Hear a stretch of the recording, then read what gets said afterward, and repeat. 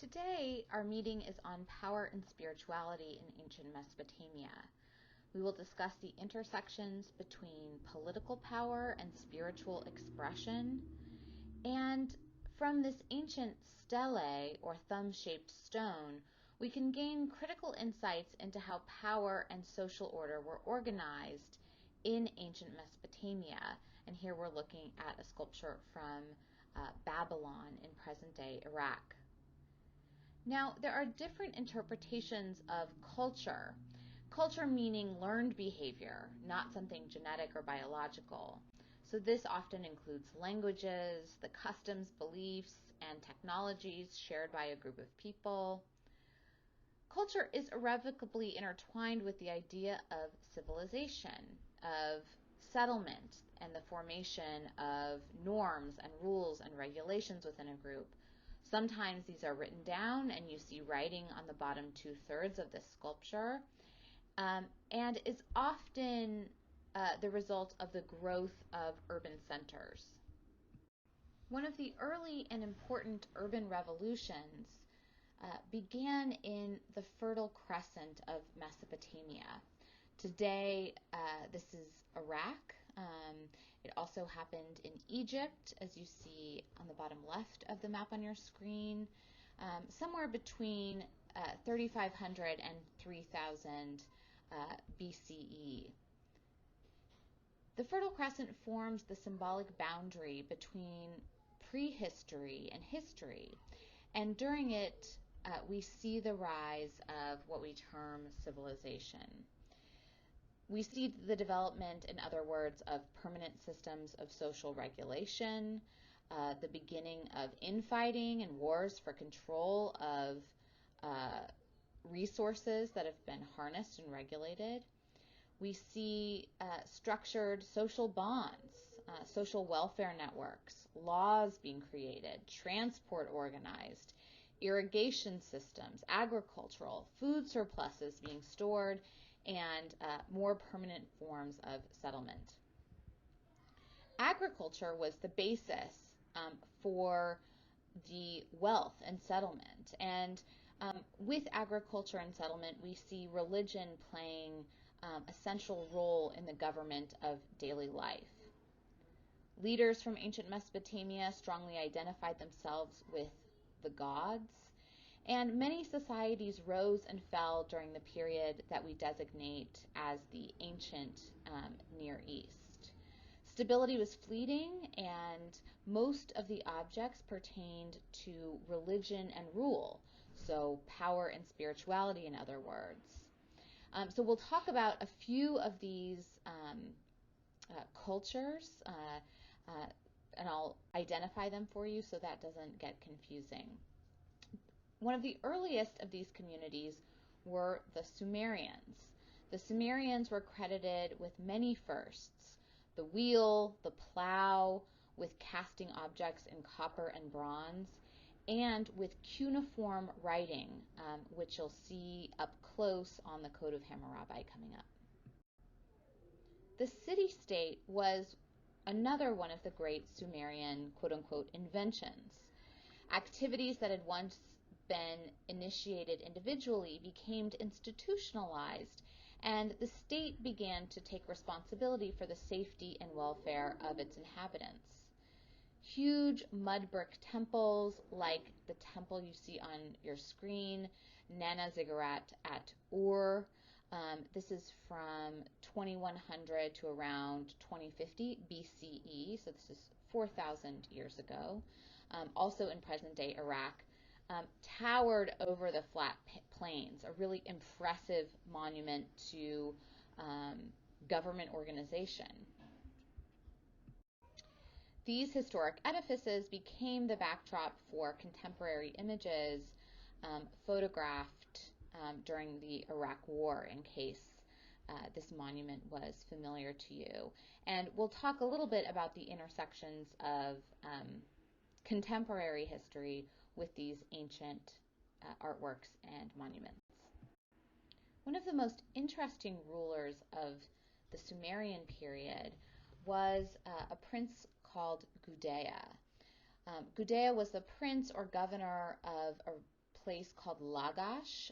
This is during the Neo-Sumerian period. So the sculpture you see, which is in the Louvre in France, is 4,000 years old. Incredible.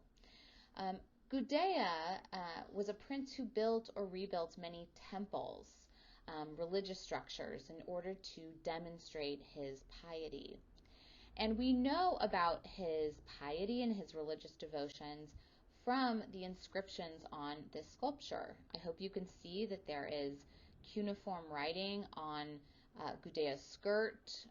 There's also writing on the sides of the sculpture, on his chair, and even across his back. And the inscription tells us that Gudea cared a lot about the material that this sculpture was made out of. And you can see identified down at right that this is made out of a stone called diorite. This was an incredibly durable stone. Gudea had to import it from the Gulf, and he explicitly prohibited the use of colorful stones or metal in representations of himself. Part of this was for durability, so that the sculpture would last these 4,000 years, and part of it was for humility, so that his religious devotion was emphasized and not his material wealth, which is not a strategy we will always see in representations of leaders, as you'll see in this class. The humility and durability is also emphasized, is also communicated through the positioning of Gudea's body here. You see his hands clasped to his chest, clasped together. His feet are directly next to each other. So this is showing a prince in prayer, and a prayer for 4,000 years, because one advantage of having one's appendages represented so closely to the body is they're less likely to break off over time. Now you do see Gudea's head is missing, and I'll show you a missing nose on the next slide. This was the move of subsequent leaders to get rid of images of him, which is another pattern we'll see through time. So on Gudea's lap, I hope you can see, and I'll circle this on the screen, is a plan for a temple, one of the temples that he was building in this massive architectural program, a temple called Girsu. This was an important architectural project to Gudea, and you can see details of strong walls of a temple on the inside of the complex. On his lap, we also see a stylus and a tool for measurement.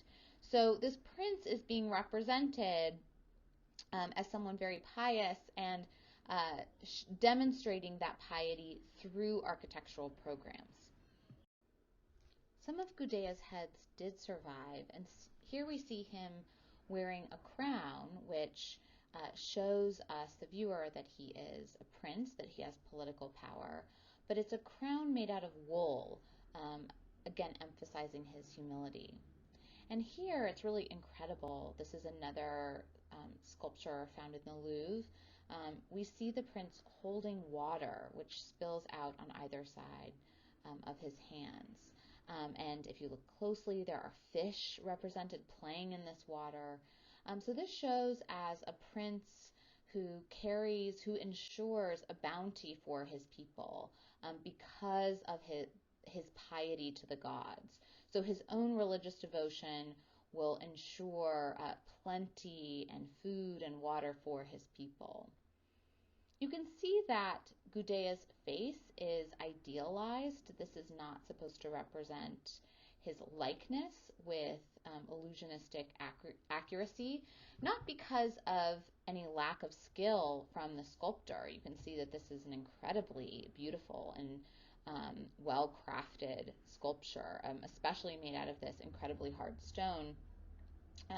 But because this idealization was part of the convention for representing leaders. So this communicated timelessness, and it was a standard of beauty. It also might have something to do with the piety, again, of this leader.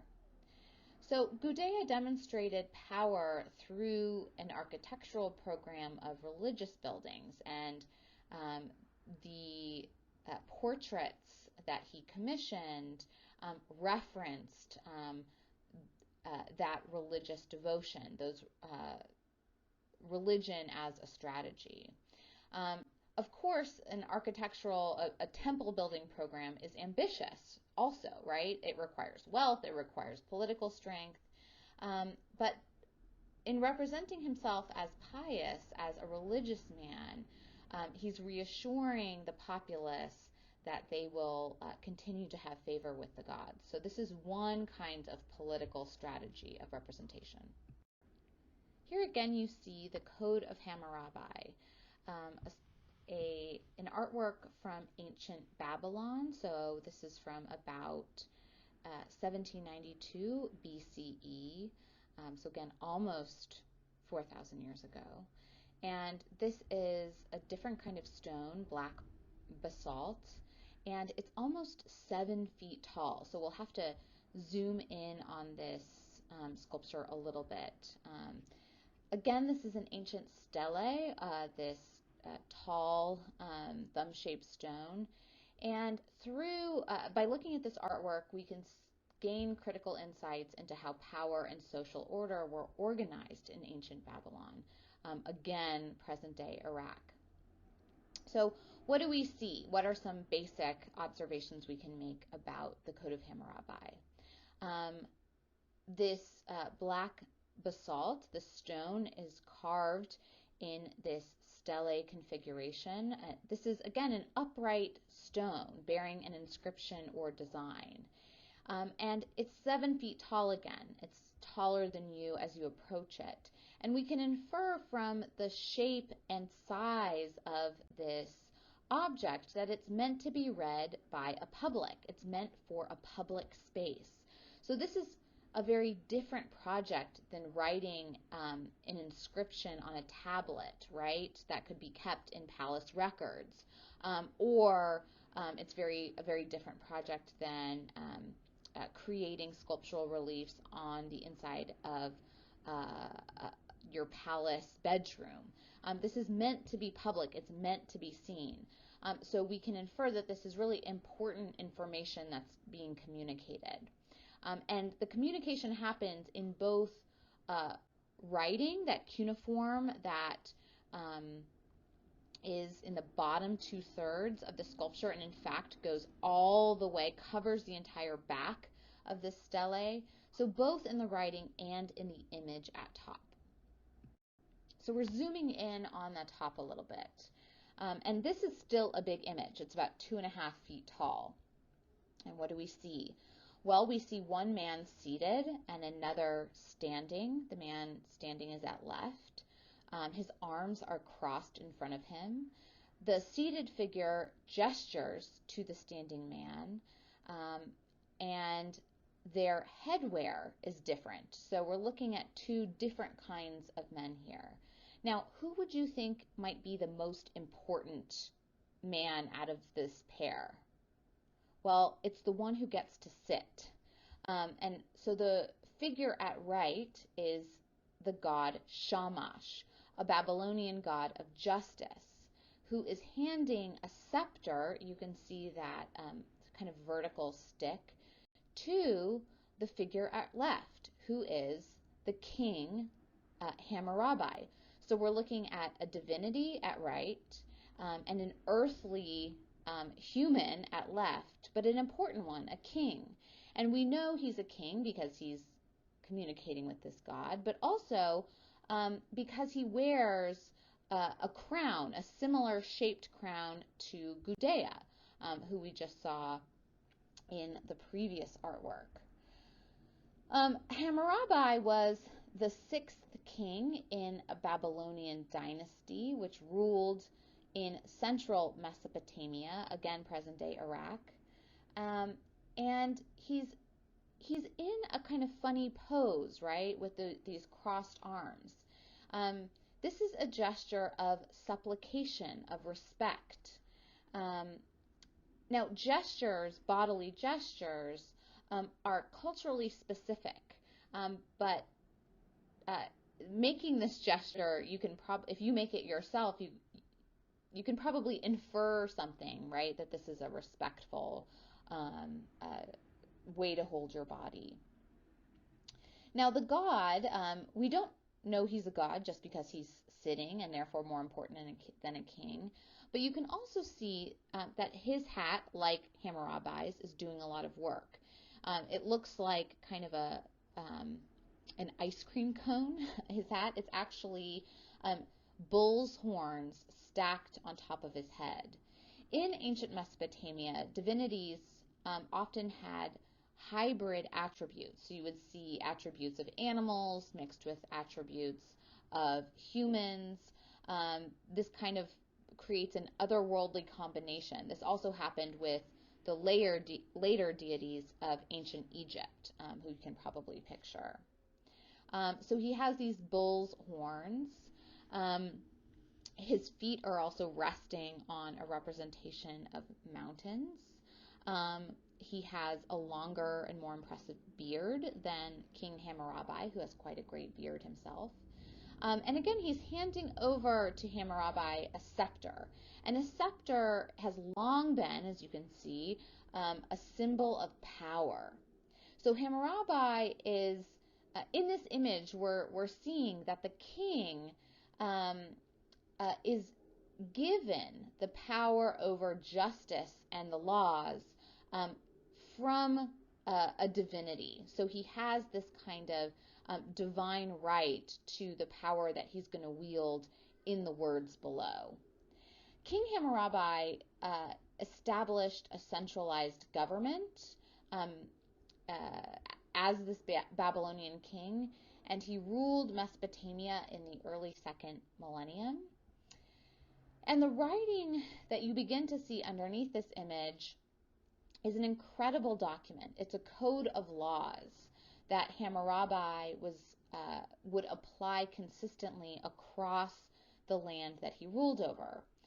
This is the 30th year of his reign, and he had expanded his kingdom up and down the Tigris and Euphrates river valley, overthrowing other kingdoms until this huge swath of ancient Mesopotamia was under his rule. And he's known for these military conquests, but also for the code on this stela. This is the first systematic codification of law that we know about in human history. So people's rights and duties and penalties for infringements. The first of its kind, really. Before this period, of course, there were rules and there were punishments, but they tended to be organized feudally. So if you were one of these ancient kings, you would rely on your feudal lords to dispense justice. But by making the laws the same across the land, Hammurabi is trying to build something like a nation, right? A national identity. So he wanted a legal code that applied to all of his subjects. This offers some equality, right, across space, but we also see some of the earliest examples of the doctrine of laws of retribution, better known as an eye for an eye, which many of you might be familiar with from the Christian Bible, but it actually emerged from a period much earlier than the Christian Bible, from the Code of Hammurabi here. There are, I'll explain the edicts on the next slide when you can see the writing up close. Here's a detailed view, a closer view of Hammurabi's crown and beard and gesture of supplication, of the god Shamash's bull's horns and beard, and the handing off of the scepter, the symbol for power. So here is the cuneiform a little bit closer up. Again, there are 282 edicts. They're all written in an if-then form. So if da-da-da happens, then da-da-da will happen, which happens in legal language even today. Some deal with commercial and property matters, others with domestic problems and physical assault. For example, if a man steals an ox, then he must pay back 30 times its value. There's also some more infamous laws in the Code of Hammurabi. If a wife is unfaithful to her husband can murder her. There's a lesser penalty for a husband's infidelity. But they are all, they're meant to be consistent, again, throughout Hammurabi's Babylonian kingdom. So here we see art commissioned in the service of power, right? We can be skeptical of the image as a record of an event that actually happened, right?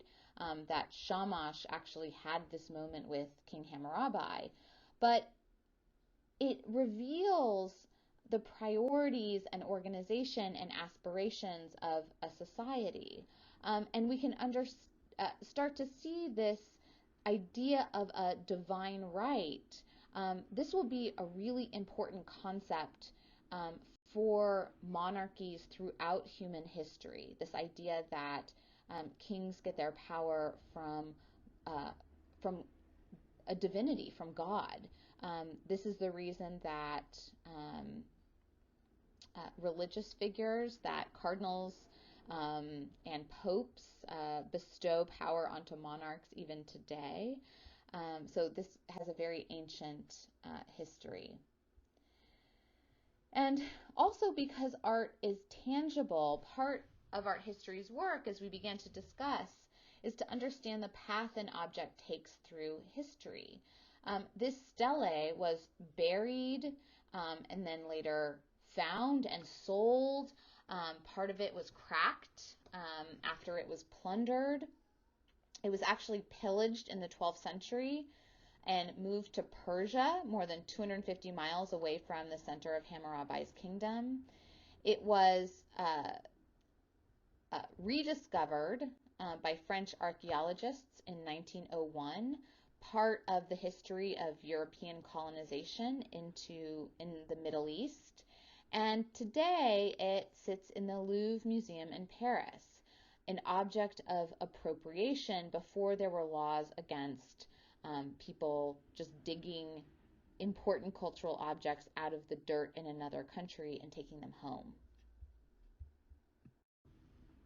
So as we said last week, speaking broadly in art history, we look at form and iconography and context to approach the meaning of a work of art. So, for instance, given the context in which this stele was supposed to be situated, right, a public site, and something commissioned by King Hammurabi, we can understand something of its function. We also look at form. The figures, we call them hieratic. Those are figures that are usually presented in strictly straight on or from the side, as you might be familiar with Egyptian figures. And they're static, right? They're meant to not communicate movement, but a kind of stillness and immobility. We discussed the formal composition of the figures, the way their gestures, the way their bodies are arranged in space. That gives us information about an artwork.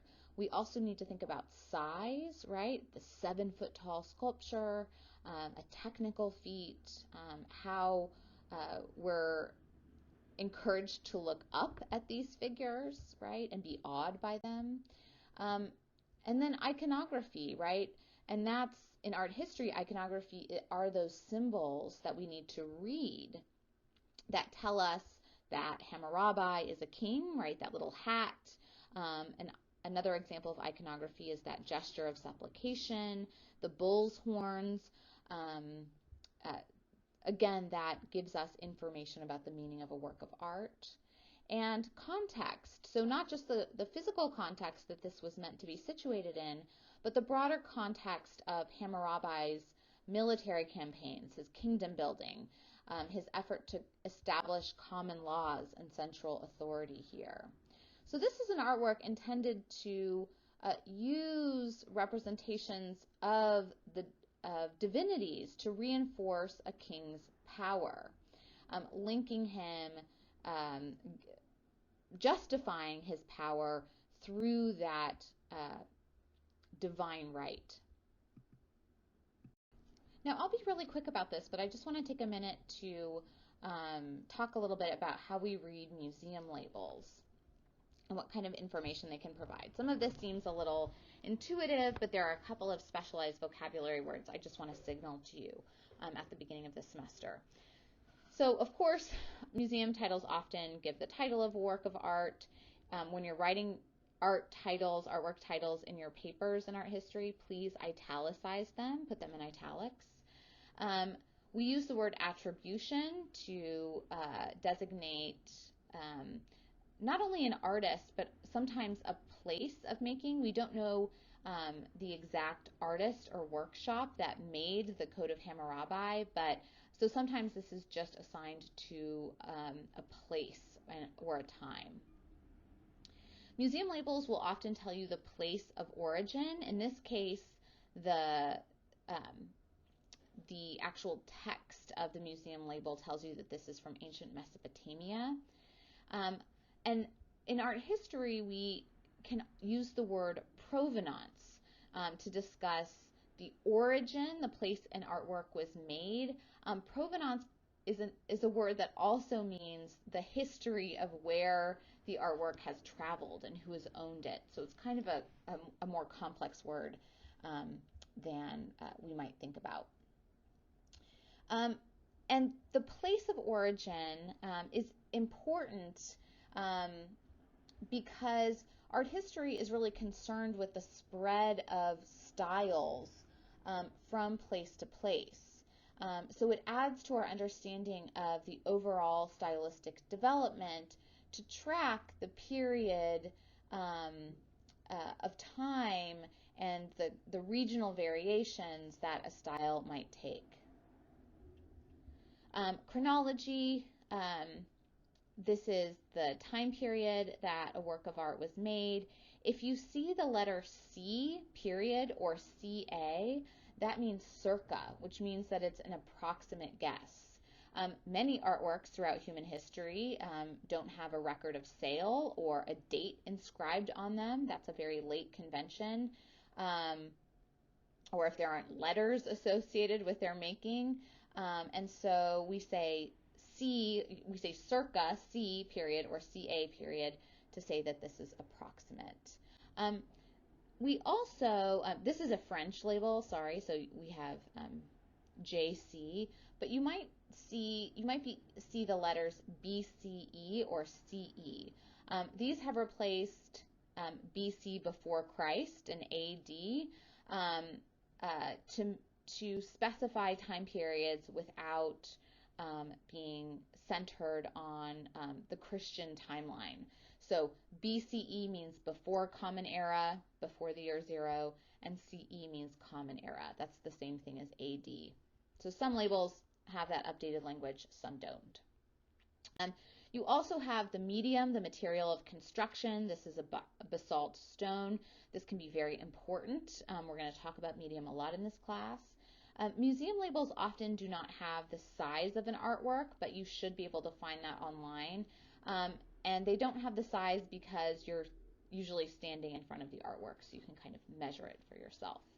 And I'm pointing out too at the bottom, most museum labels have accession information, and that's the donor and often the date that something entered the collection of the museum. This is often where the gossipy or sort of juicy information is. This is just kind of an aside. You're not going to be tested on this. But here you can see that this object entered the collection in 1901 and then was given a number after that. And sometimes you can see family names that you recognize, Rothschilds, Morgans, etc. And here you just see some of the specialized art history vocabulary that you might encounter.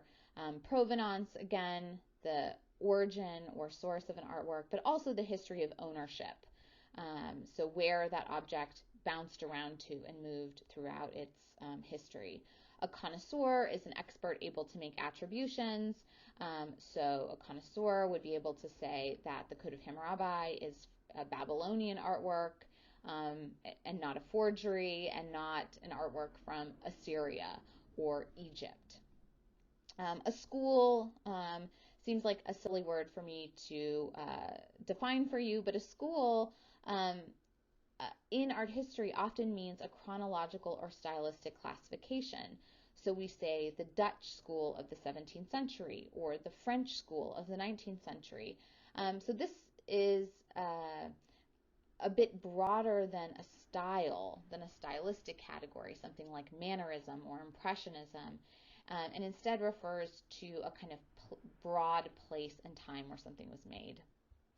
And then again, iconography is the visual images and symbols used, or the study or interpretation of these. So that again is the codes for Hammurabi's crown and Shamash's bull's horns.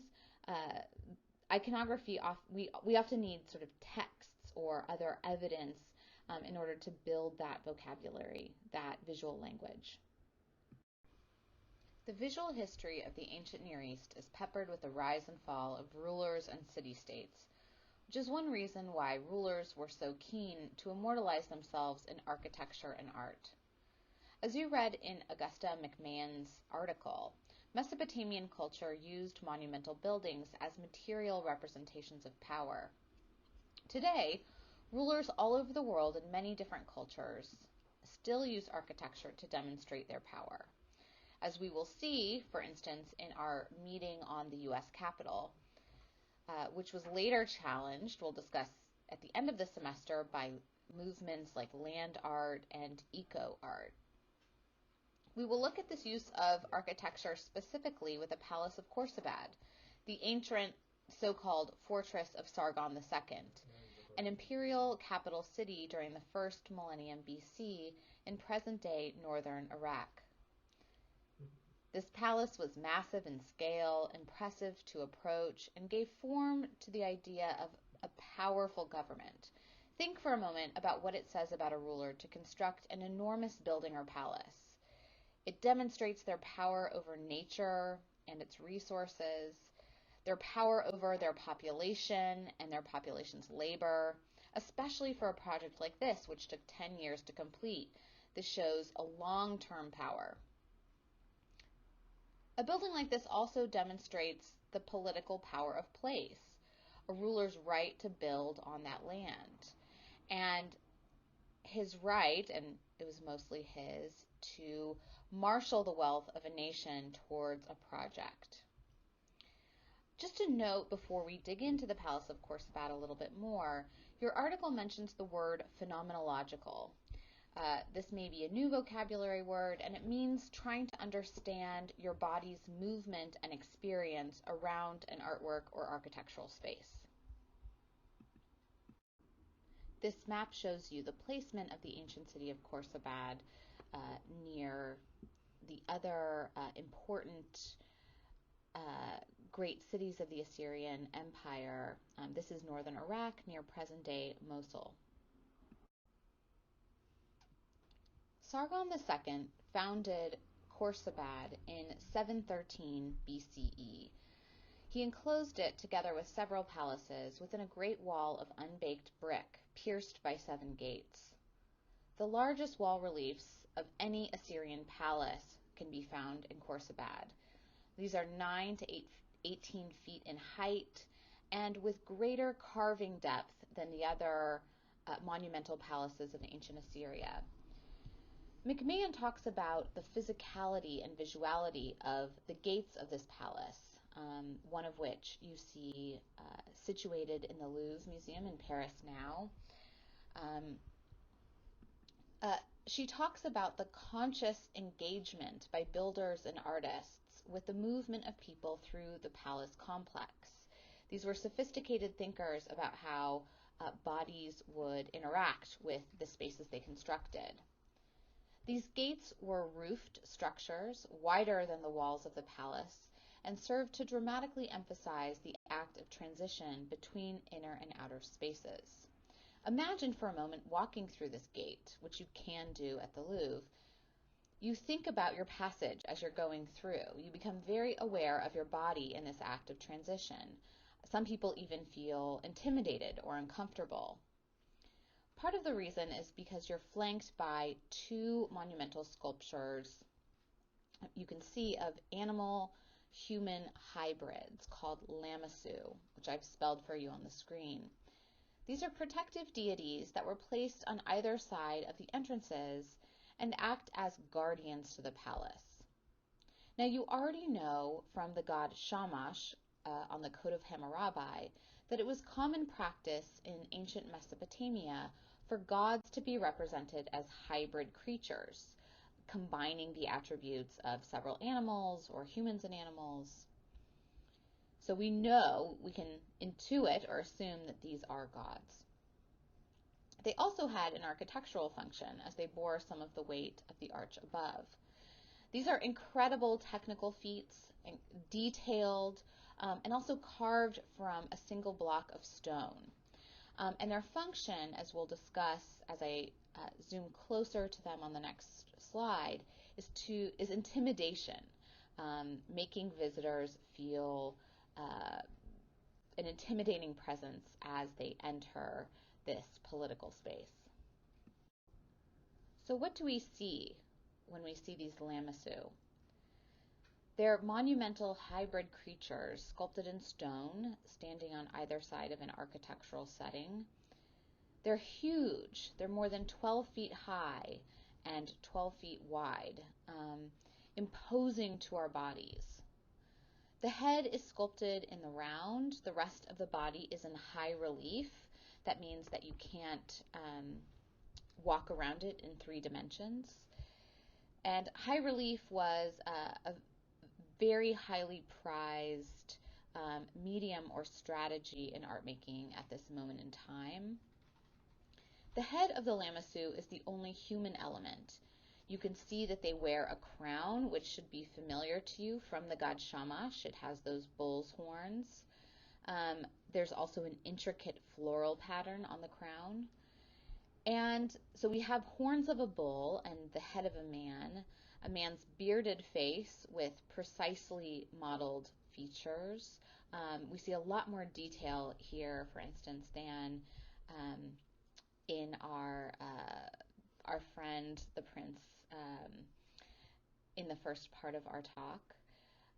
The eyes are more expressive, less idealized. The thick eyebrows meet above a prominent nose, and they have a kindly mouth surmounted by a thin mustache. So there's details in these heads, in these faces, in the spiral nature of the beard hair.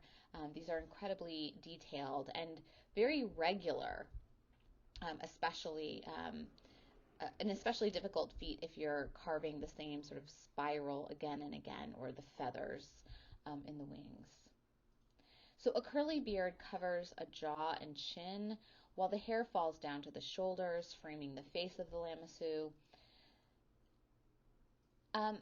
And the body, its anatomy, I think you can even see from this image on your screen, is very precisely rendered, that of a bull. You can see the sort of veins popping out of the muscular bull's legs.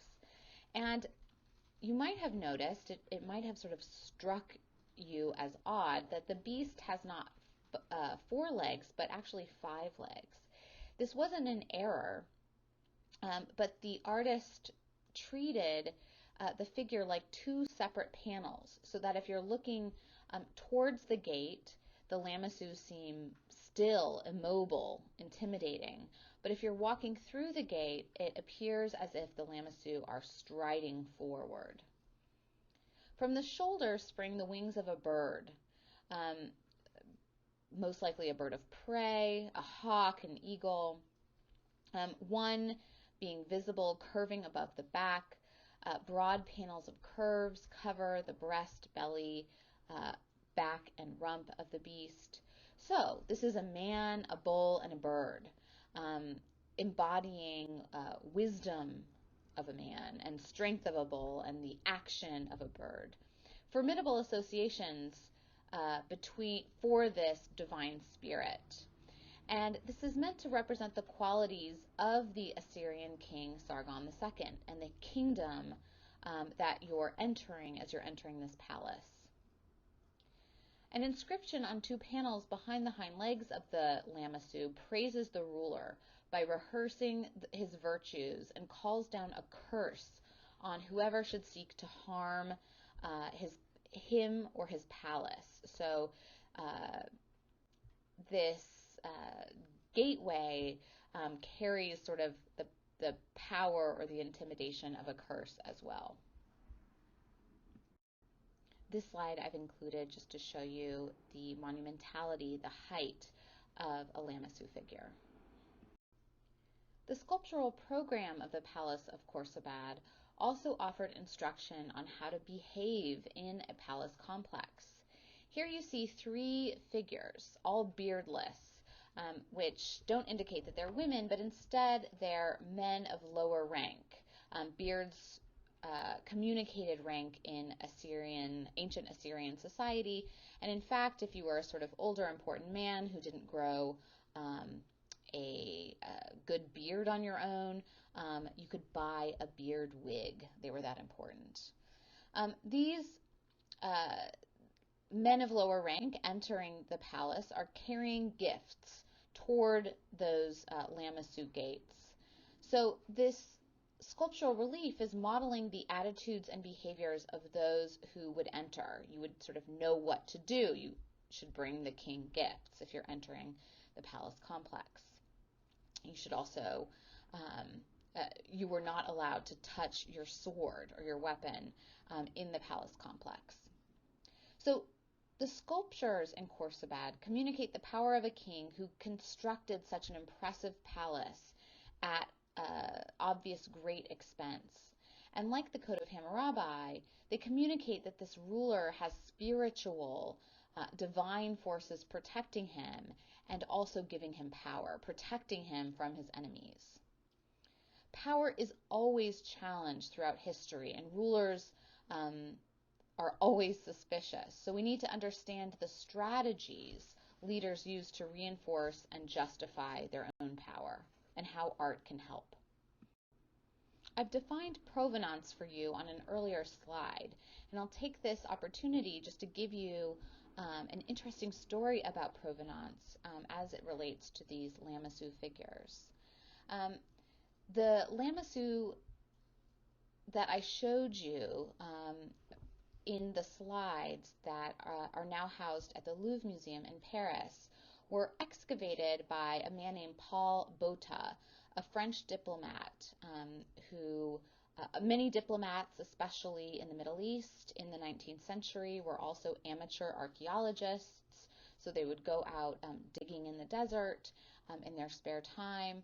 And Botta began excavating the site of the ancient palace of Khorsabad in 1843. Some of these works were sent to the Louvre, and Botta created drawings and meticulous surveys as he shipped huge panels back to France, along with individual hands and faces chipped off bigger blocks that he could not ship. So there was destruction and preservation and a lot of taking art out of its context. And this happened in 1843, as I said, long before there were laws against going into other countries, digging out the art of other cultures to bring home, right, to just ship home. And this is the source of many complex discussions today. There's been many articles and essays asking, should the Louvre or the Metropolitan Museum in New York or the British Museum return these sculptures to their present-day nations, in this case, Iraq? What about a Greek vase that was pillaged by looters in the 1950s? Should that be returned to Greece? In both cases, does it matter to you as a thinker or the curator at the Louvre or the French president?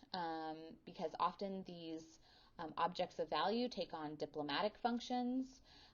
Does it matter whether the political situation in Iraq or Greece is stable or not? Or are there sort of overarching ethical concerns? When is preservation valued? When is possession valued? So art's place in current diplomatic and ethical discussions remains really complex, and these questions continue to circulate. And these questions should prompt us not only to think about the meanings of the artworks we encounter in museums, but also ask, right, how they got there. What is the story of provenance, and what can that tell us about the political, the economic, the social context of an artwork since it was made, right, in the years intervening. In this case, in the 3,000 years since it was made. So I hope McMahon's article prompted you to think about reproductions of artworks and the spatial programs of artwork in new ways. Seeing these pieces of a massive architectural program on paper and even in the museum really takes them out of their context. We miss the innovative manipulations of space, which, as McMahon has argued, were carefully designed to emphasize monumentality, to suggest infinity, verticality. Khorsabad, as a palace, used dramatic visual and physical experiences and also representations of deities, all to assert the political control of the ruler who commissioned it, Sargon II.